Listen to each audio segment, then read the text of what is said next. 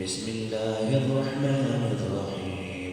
فقلت استغفروا ربكم إنه كان غفارا يرسل السماء عليكم مدرارا ويمددكم بأموال وبنين ويجعل لكم جنات ويجعل لكم أنهارا صدق الله العظيم فقل استورت اویا استغفروا چتاسو بخشش طلب کوي ربکم دخل ربنا انه بشد الله تعالی كان غفارا اغیب بخون کینه یرسلو رؤوب وروی السماء دا اسمانا علیکم بتا سبانی مدرارا وسلدار بارنا ويمددكم او مدد بو کی ستاسو بے اموال پمالو سرا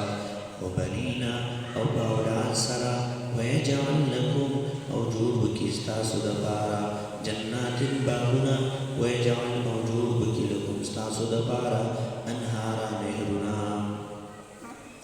ودی ایتن مبارکو کی رب کریم دا استغفار فائدی بیانی سوچ استغفار کئی بخبل گناہونو بنی خیمان وی او اللہ نا معافی غواړي توبه وباسي د هغې فایدې بیانوي استغفروا ربکم وایي تاسو د خپل رب نه معافي طلب کې بخشش وغواړئ توبې وباسئ انه کان غفارا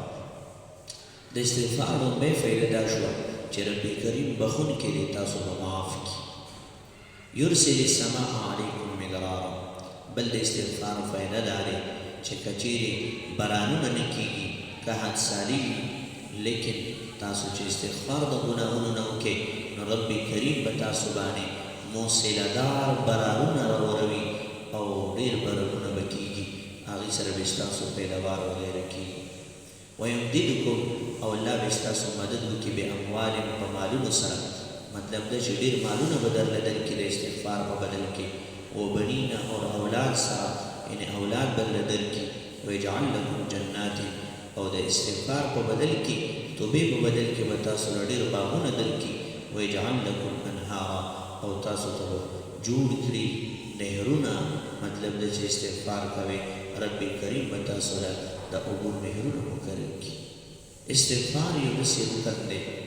چې ډېر ضروري او بهتر او افضل دی څوک چې ګناهونو باندې خیبان وي توبه وباسي رب کریم د هغې ګناهونو نه پس توبې بسلو باندې خوشحالیږي چې زما بنده مانه معافي وغوښتلې او کله چې بنده توبه وباسي د دې متعارف حدیث کې راځي التائب